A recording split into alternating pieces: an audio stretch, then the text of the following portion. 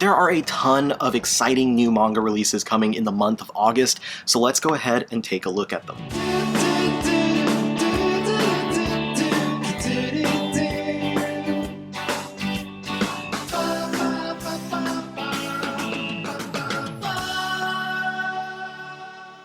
Welcome to the Manga Buyer's Guide for August of 2022.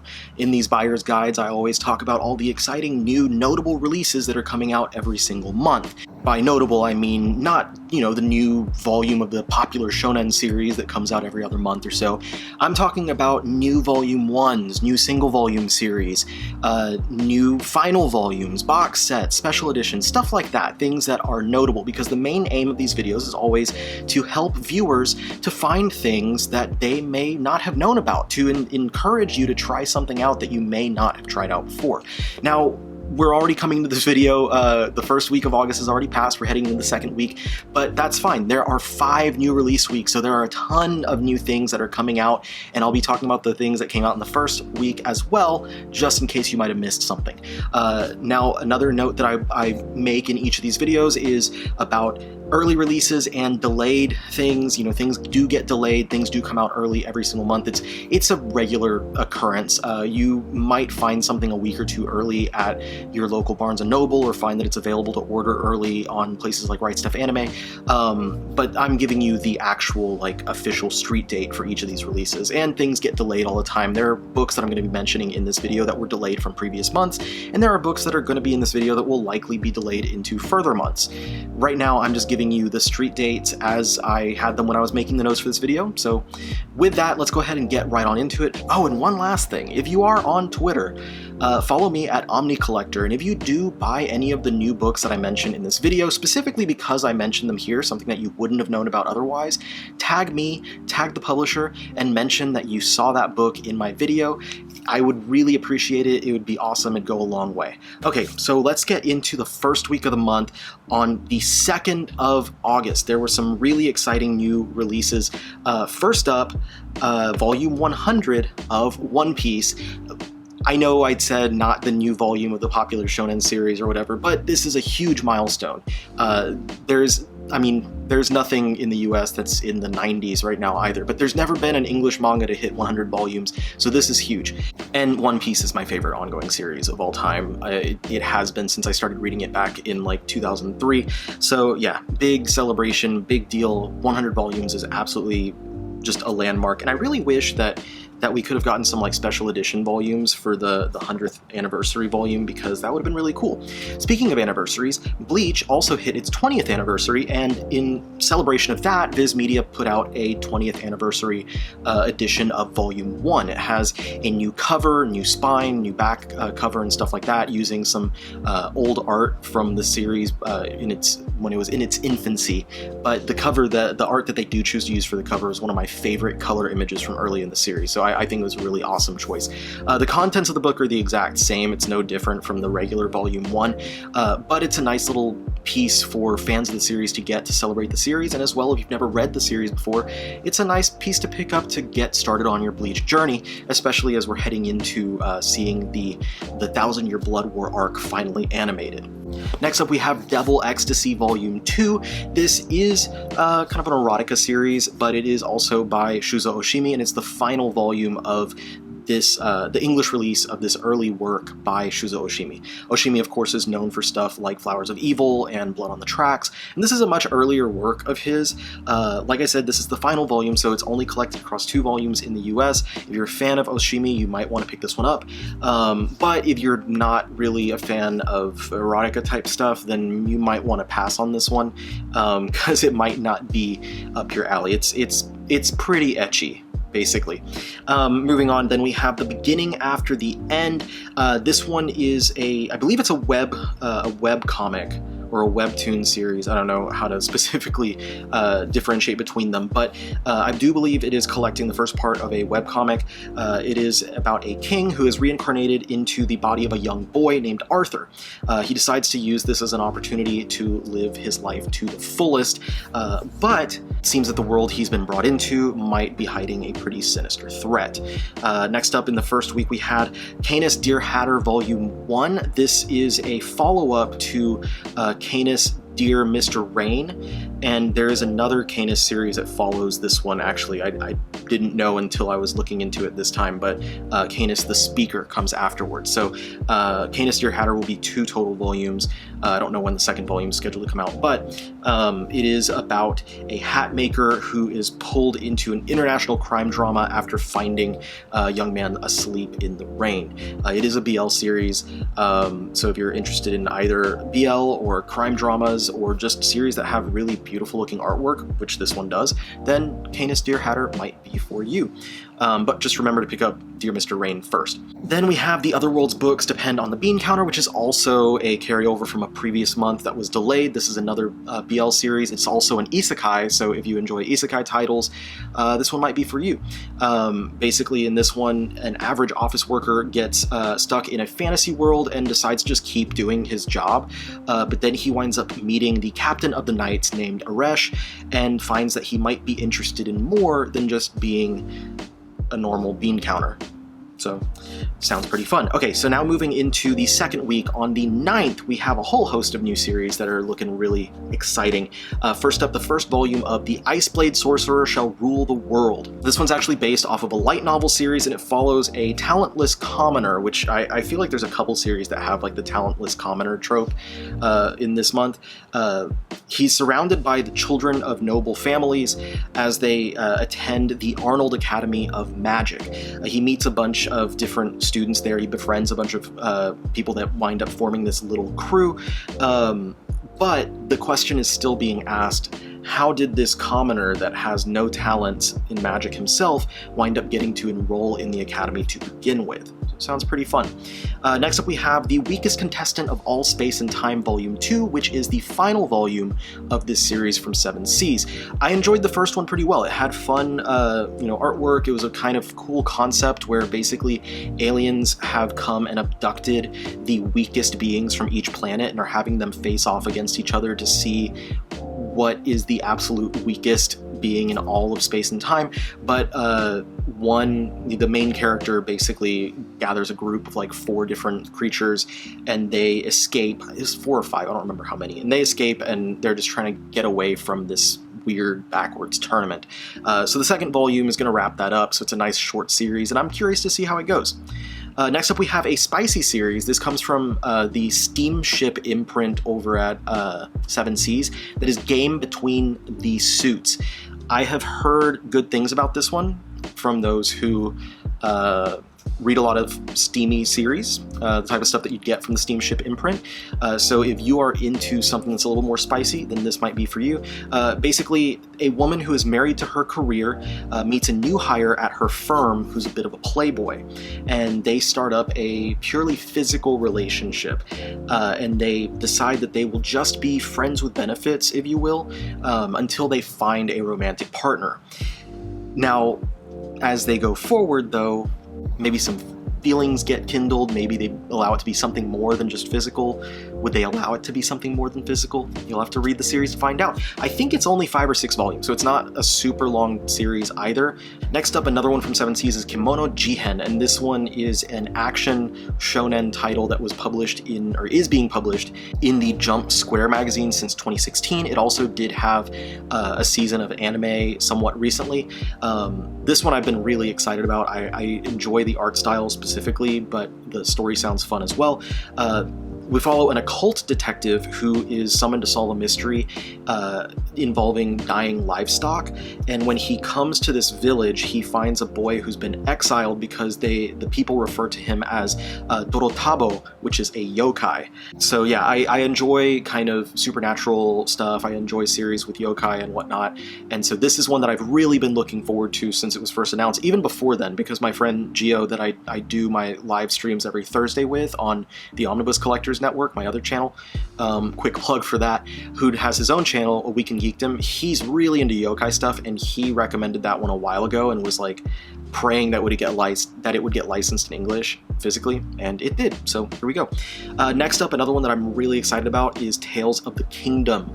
This is a hardcover release from Yen Press. I've seen it physically at the store. I didn't pick it up because I had it on order already, but it looks absolutely beautiful. It's a seinen series that's been running since 2017 that follows a pair of twins. One of the twins is the crown prince, while the other twin is actually locked away in a tower. And the question is, what happens if they were to switch places? So I cannot wait to pick this one up and read it. Next up, we have A Returner's Magic Should Be Special, Volume 1. This is an ongoing manhwa adaptation of a Korean web novel series following a party of 6 heroes who had failed to save humanity from the Shadow World. A magician is brought back to 13 years in the past, and basically he has the ability to get a second chance to save humanity and to save the world. Next up, another one that I'm hugely looking forward to, and that is Kowloon Generic Romance Volume 1. This series, when I first heard about it, I was drawn in because the artwork is beautiful, number one, but number two, I didn't know anything about the actual Kowloon walled city, and so I started searching up about Kowloon, and it's just a really interesting place in the world. So if you're not familiar with Kowloon at all, I advise you to look it up. It's really interesting. If you are familiar, you probably know way more than I do, and you're probably sitting there shaking your head at me because I'm stupid and didn't know about this walled city. Anyway, the series itself is it's a romantic slice of life drama, but it also has some sci-fi mystery twists that I feel like it's better to just experience it than to have someone explain it to you. So I think this is going to be one of the big hits for this month. Highly recommend picking this one up. Next up, we have another one that's actually going to be a huge hit. The second week has a bunch of bangers in it. Another one that's going to be huge, Yokohama Kaidashi Kiko Volume 1. This is a classic manga that people had been clamoring to be released officially in English for a very long time, and finally, 7 Seas announced it. It's going to be published across 5 oversized volumes. So the first volume is out this month. It takes place towards the end of mankind's time on Earth, and there's an android named Alpha who runs a cafe, and this story basically follows Alpha as she explores the areas around the cafe, meeting people and other androids. Just meant to be a very calming story.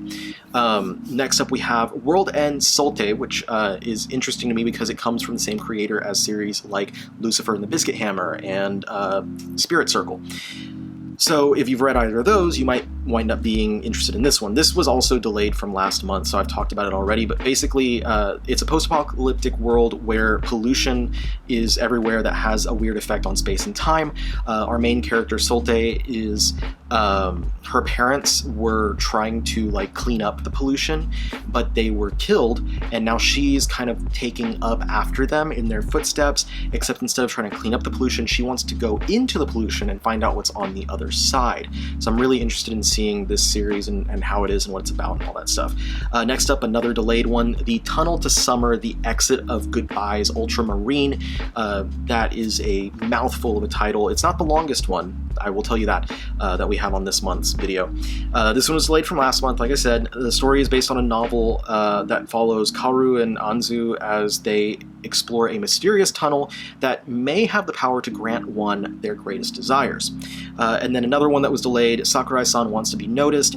This one is a high school comedy series where you have the quiet male protagonist and the, let's just say, rambunctious female protagonist who are good friends, and he's just trying to lay low, but she keeps pulling him out into stuff. It's kind of a common trope in a lot of these series, to be honest. And he's just not sure whether she's flirting with him because she likes him or if that's just her nature. Alright, so that's the end of the second week. Now into the third week, on the 16th. We've got a lot to cover in this video. We're starting up strong with a new book from Jiro Taniguchi, or at least a new localization from Taniguchi. Harukana Machie, A Distant Neighborhood.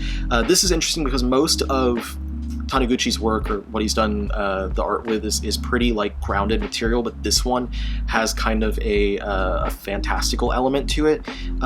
This is a single volume manga where a salaryman is thrust back to his 14-year-old life, and now, but he retains all of his adult experiences. So he's reliving the early years of his life while knowing what has already happened. And so he now has to make a decision whether or not he's just going to live through the trauma again, or does he want to actually try to change what happened in his young life. I'm really excited. I'm always excited for anything Taniguchi, but I'm really excited about that one. It sounds like a really great time. Next up, volume 1 of Ramen Wolf and Curry Tiger. So if you're into gourmet manga about food, this one might be for you. It follows a couple of anthropomorphic characters, obviously a wolf and tiger, and they get together and visit a bunch of restaurants and try new foods in their city. So it's just, you know, the joy of food. I'm looking forward to trying this one out because I do really like gourmet manga, and it sounds fun, and it looks like it's going to have some really nice artwork as well. Next up, we have My Repair Skill Became a Versatile Cheat, so I think I'll open a Weapon Shop Volume 1. Still not the longest title from this month. This one's a fantasy series, but it's also a slice of life. Basically, a low-ranked adventurer was abandoned by his party because he could only use repair skills. However, he starts using those skills to actually survive and escape the dungeon, and when he comes out, his skills are used to make him stand out as he opens his own weapon shop. Next up, we have Crossplay Love Otaku X Punk Volume 1. This one sounds like a fun read, but the synopsis cracked me up because of how much back and forth there is. So basically, there's a guy who likes a girl who works at a maid cafe, but he doesn't have the confidence to go talk to the girl, and the only way that he can build up his own confidence is to dress up as a girl himself and then go into the cafe and talk to her. However, the girl that works at the cafe is also a guy that's dressing up as a girl, and the only reason he does that is because he doesn't have the confidence to talk to like customers and stuff unless he's dressed as a girl. Both of these guys actually go to the same high school, and neither of them know that they are the other person that they're crushing on, or whatever. So it sounds like a big, just like mix-up type of thing, a nice little like romantic comedy BL series. So if that is something that interests you, that might be a really fun one for you to pick up for this month. Next up, we have a classic sci-fi manga coming from 7 Seas, Spriggan Volume 1. Spriggan actually had a recent Netflix anime adaptation, so you may have watched that, and if you did, you might want to pick up the manga here. It's never been fully released in English before. It's only ever partially, and I think they changed it to, I don't even remember what the name was, like Striker or something like that, but I believe it was from Viz under their Select line, and they had changed the name back in the 90s. Anyway, so if you're unfamiliar with it, basically aliens hid powerful artifacts across the Earth, and the government wants them for their own purposes. However, the Arkham Corporation and their agents called Spriggan stand against them. I'm really excited for this one. I've been wanting to have this one in my collection for a while. I'm very excited that 7 Seas licensed it to release. Next up, we have Levius Est Volume 10. This is the final volume of this Viz signature title. If you've maybe watched the anime adaptation on Netflix, but if you're unfamiliar with it, it's basically a martial arts series, but the fighting is done with like these people have bodily enhancements that are powered, like steam-powered bodily enhancements typically. So it's really interesting. It's a very fast-paced, very action-packed series. It is 10 volumes long, but if you haven't picked it up yet, if you're looking to pick it up now that it's concluding, keep in mind that there's also a hardcover just titled Levius, and that collects the first 3-volume series before it goes into Levius Est. As well, please keep in mind that it's not flipped, it reads left to right because it was originally published in left to right. A lot of times people like to complain about like why'd they flip it when it's actually like that was the original Japanese format. Some manga does get published left to right in Japan. Next up, this one is notable because there's been a massive hiatus for the series, but we finally have volume 12 of Black Lagoon coming out. This one, I know some of the manga is hard to find, some of the volumes. I don't know exactly which ones are hard to find, but if you do want to experience the series, you can always pick up the anime.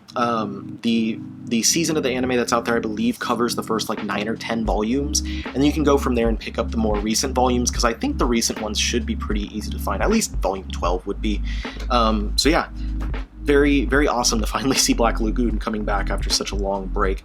And then we have a new Tezuka book, which seems to be typical each month these days. A new Tezuka release, the Princess Knight Omnibus Edition. This is almost 700 pages of material. It's set as like a fairy tale story following the Princess Sapphire, who pretends to be a prince so that she can inherit the throne, and she along the way becomes a hero or heroine.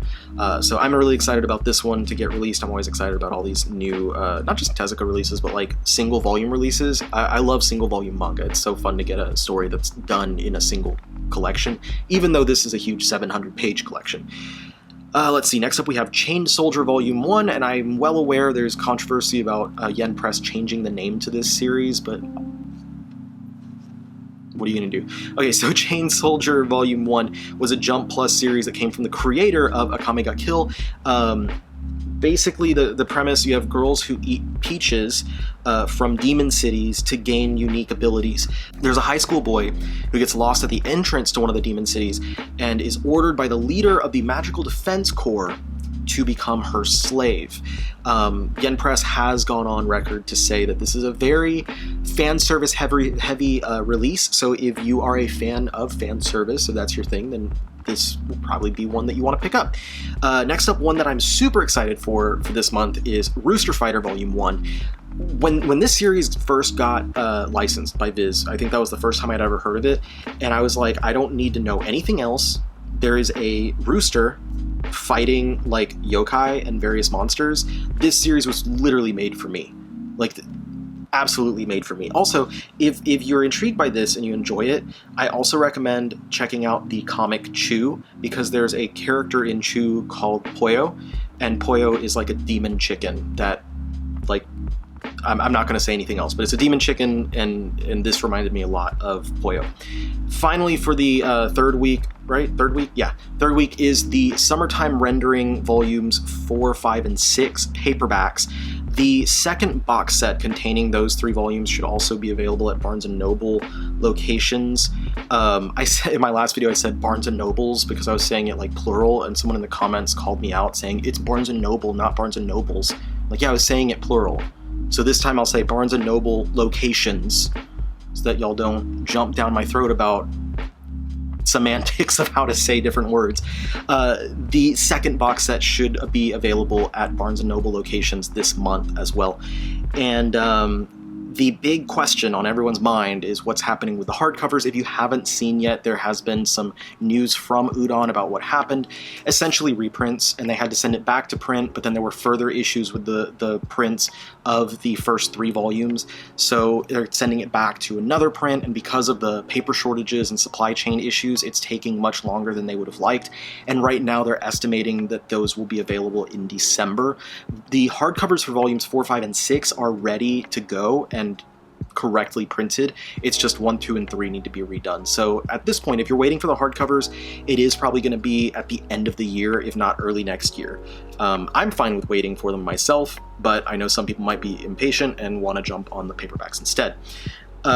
Fourth week, on the 23rd, we start out with Momo the Blood Taker, Volume 1. This was a 9-volume series.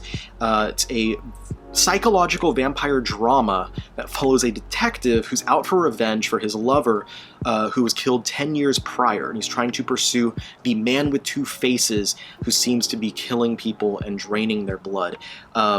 This sounds really cool. It has decent ratings online and stuff from what I've seen. I'm probably going to try this one out because I'm not always the biggest like vampire story fan, but like psychological thriller, murderer, all that kind of stuff, that does sound interesting to me. And it's only 9 volumes, so it's not like it's going to be a super duper long series. Next up, we have a single volume release, Monotone Blue. This one is a BL manga that it's anthropomorphic characters again. Hachi is a cat who can only see in blue, yellow, black, and white, and then at their school, which is like an all-mammal school, a new lizard student comes in named Aoi, and Aoi, his tail can change colors, and so basically his tail turns into this new vibrant shade of blue that Hachi has never seen before, and so that kind of gets him to be interested in him when Hachi has been having this really like, you know, mundane life lately. He hasn't had anything exciting in it, and all of a sudden this vibrant blue-tailed lizard comes in and thus springs a relationship and a romance, possibly, I'm guessing, since it is described as being a BL.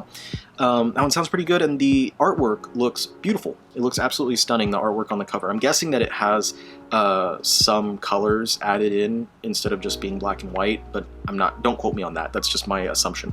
Tsubaki-cho Lonely Planet Volume 1. This was a shoujo series that ran for 14 volumes in the magazine Margaret from 2015 to 2019. The story centers on the 16-year-old Fumi and her father, who are evicted from their apartment. And so Fumi decides that she needs to not only find a job, but a place to live. And so she starts working as a live-in maid for a writer. But the writer is kind of temperamental, and they don't really get along together at first. But after butting some heads initially, she finds that he's not really as gruff as he seems. There's, maybe someone sensitive beneath that rough exterior, and so they begin their own kind of relationship going forward. Next up we have See You at the Food Court. This one sounds pretty wholesome. It's based on a web manga that's been running since 2020.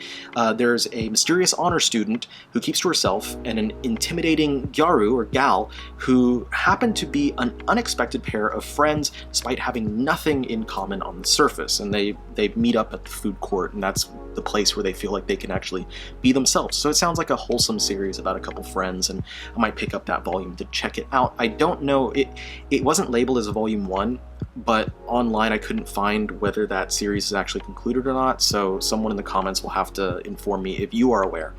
Next up we have Unnamed Memory Volume 1.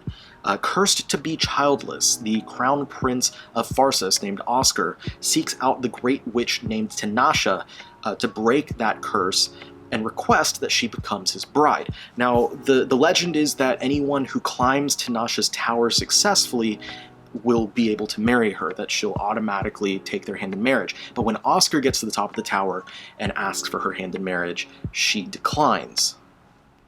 What's up with that? Next up we have Josie the Tiger and the Fish. This one inspired the anime film of the same name. It's a single volume manga following Josie, who has been in a wheelchair since childhood and has spent her life inside, living through stories and pictures and artwork and stuff like that. Josie meets a college student named Tsuneo, and after a rough start to their relationship, she soon decides that she wants to go and explore the outside world with him. Next up we have No Longer Heroine Volume 1. This one is a shoujo high school rom-com that ran in Bisatsu Margaret from 2010 to 2013. It was collected into 10 total volumes. This series follows a young girl named Hattori who has always believed that she is the main character. She is the heroine of the story. And so she believes that she must be the right person for her childhood friend and crush, Rita, although he already has girlfriends. However, Rita then falls for one of their classmates named Miho instead, causing Hattori to start questioning if she's actually a side character and not the heroine at all. Sounds like it could be pretty fun, but at the same time it sounds like Hattori is a little bit of a brat, but it is what it is. Next up we have Gahi-chan Volume 1. This one's an ecchi shonen series that's been ongoing since 2020 about a yokai named Gahi-chan who disguises herself in human skin by devouring artwork. And so she winds up meeting a writer who she really enjoys. She really enjoys his illustrations and stuff, and basically she attaches herself to him and moves in so that she can have a constant supply of his illustrations to feed off of. Then we have one that I've been looking forward for a while, the Geek X Hitman. I know someone on Twitter called it Weeb Wick, and then Yen Press just kind of ran with it and kept calling it that. So this one's been going on since 2020 in the Shonen Ace Plus magazine, and it follows a legendary hitman who retires when he learns about otaku culture. He decides to move off to Japan to embrace that new lifestyle. However, his old lifestyle is just around the corner, as he finds that there's a special government agent who's coming after him, and it just so happens that she is also an otaku who's obsessed with BL manga. Sounds like a lot of fun. I really can't wait to try out this first volume and see how it goes. Then we have volume 18 of the Full Metal Alchemist Full Metal Edition hardcovers. This is the final volume of the hardcover set, so if you've been following these hardcovers like I have for the past 4 years, we finally have the whole thing. I'm very excited. I did have the paperbacks before, but I enjoy the hardcover format and the oversized pages a lot more, so I wound up selling my whole paperback set to buy these. But if you've never read Fullmetal Alchemist before, obviously it's one of the greats, it's one of the classics, I highly recommend it. And these hardcovers are beautiful. They're a really great way to celebrate the series, and that's why I like getting these premium format releases, is because they help me to celebrate series that I enjoy. Let's see, moving on from Fullmetal Alchemist, we then have Pulse Volume 1. This was a GL manga that was delayed from last month that follows a loner heart surgeon who forms a relationship with a patient of hers who refuses to get a heart transplant. And then finally, for the 4th week, we have Bungo Stray Dogs Dead Apple Volume 1. This was also delayed from last month, and this was a spin-off series that adapts the Dead Apple film from 2018. Finally, we get into the 30th. This is the last week of releases for the month of August, but certainly not the least. First, we start off with the Song of Yoru and Asa Encore. Obviously, this is a sequel to the Song of Yoru and Asa. The Asa is not satisfied, basically, with the small-time success of their band, so he has grandiose dreams of huge success. So he wants to push forward with their musical career with that. However, Yoru reveals that he's actually being stalked by some fans, so they have to deal with that, and Asa invites Yoru to move in with him, and they live together to kind of help protect him. And so is this going to be detrimental towards their relationship? Is everything going to be fine? I don't know. We'll see when you pick up this volume of the Song of Yoru and Asa Encore. Next up we have, this is the longest title for this month. I was reincarnated as the 7th prince, so I can take my time perfecting my magical ability. It's not the longest title ever, but it is the longest title for this month's releases.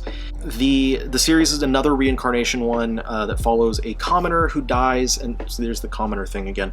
Commoner who dies and is reborn as a prince with huge magical potential. So he decides to do what he always wanted to do and study magic. However, he's stuck in the body of a 10-year-old who people really don't take seriously.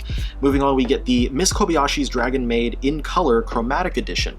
The title kind of tells you what you need to know. It's a color edition of Miss Kobayashi. It's kind of a best of thing, kind of like Kodansha did with Attack on Titan recently. They did a hardcover with color artwork and stuff for some of the best chapters. Same thing for this one, except for Miss Kobayashi instead of Attack on Titan. I've never gotten into the Miss Kobayashi franchise. I know there's like tons of series and spin-offs and anime and all that stuff, but anyway, those of you who are already into the franchise and are fans of it, this is going to be something that you might have fun picking up. It's going to be, like I said, full color artwork for some of the greatest hit chapters from the franchise. Next up we have Imaginary Volume 1. This one is an ongoing slice of life josei rom-com series that follows childhood friends who are reunited as adults. Tasuku was secretly in love with Maika when they were kids, but he never built up the courage and stuff to actually tell her, and now he's reminiscing on how life might have been had he actually confessed to her his love. I like the cover to this one with everyone doing the Also, found in doing like research about this book that the creator of this one did some spicy series before this one. And I don't mean like, steamship spicy, I mean like Faku spicy. Anyway, moving on. Skygrazer. This is a single volume manga. It's a psychological sci-fi mystery. Comes from the creator of Heavenly Delusion.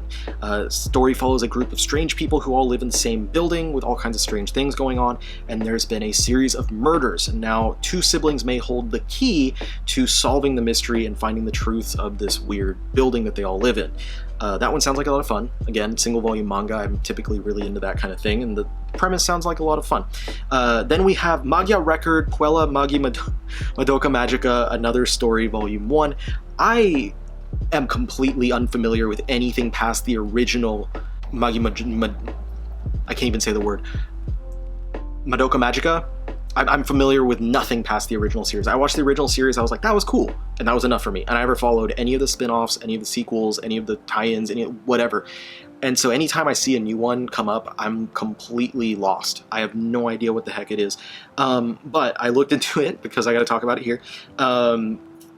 This one follows Mami, and Mami Tomoe who is a veteran fighting witches, but now there's a new threat that they have to deal with called rumors, and this one's based off of the Another Story route from the mobile game Magia Record. So if you're familiar with the mobile game, you might be familiar with that.